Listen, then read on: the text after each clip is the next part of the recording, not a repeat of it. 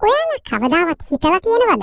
අපි අඳින සමහර කමිසවල පිටිපස්සේ හරියටම කිව්වොත් පිට මැදට වෙන්න තියෙන ඒ පොඩි ලූප් එක ඇයි කියලා. මේක නිකම්ම මෝස්තරයක් නෙවෙයි. මේ පුංචි රෙදිපටිය පිටුපස අවුරුදු 60කටත් වඩා පැරණි හරිම අපූර්ව කතාවක් තියෙනවා. මේ ලූප් එක මුලින්ම ප්‍රසිද්ධ වුණේ 1960 දශකයේදී ගෑන්ට් කියන ඇඳුම් නිෂ්පාදන සමාගම නිසායි. ඒ කාලේ අද වගේ ඇඳුම් මෙල්ලන හැංගර්ස් හැමතැනම තිබුණේ නැහැ.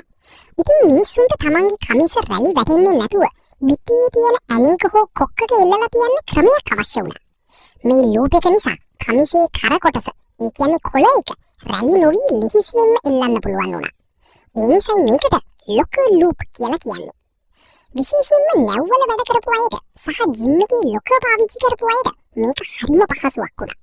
පටු ලොකර් එකක් ඇතුලේ කමිසය පිළිවෙලකට තියාගන්න මේ ක්‍රමය ලොකු උදව්වක් වුණා. ඒ විතරක් නෙවෙයි, පස්සේ කාලෙක මේක කොච්චර ජනප්‍රිය වුණාද කියනවා නම් ඇමරිකාවේ විශ්වවිද්‍යාල ශිෂ්‍යයන් අතර මේ ලූප් එක පාවිච්චි කරලා ඔවුන්ගේ පෙම් සබඳතා ගැන පණිවිඩ පවා හුවමාරු කරගත්තා. ඒ කාලේ තරුණයෙක් තමන්ගේ කමිසයේ තිබුණු මේ ලූප් එක කපලා ඉවත් කළොත් ඒකෙන් අදහස් වුණේ ඔහුට පෙම්වතියක් ඉන්නවා කියන එකයි. ඒ වගේම සමහර තරුණියන් තමන්ගේ පෙම්වතාගේ කමිසයේ මේ ලූප් එක තමන්ගේ ගෙලවටේ පැලඳගෙන ඉන්න අවස්ථාවක් තිබුණා. අද කාලේ අපි ඇඳුම් මෙල්ලන්න හැංග පාවිච්චි කළත් මේ ලූප් එක තවමත් කමිසවල තියෙන්නේ එහි තියෙන සම්භාව්‍ය පෙනුම සහ ඉතිහාසය නිසාමයි.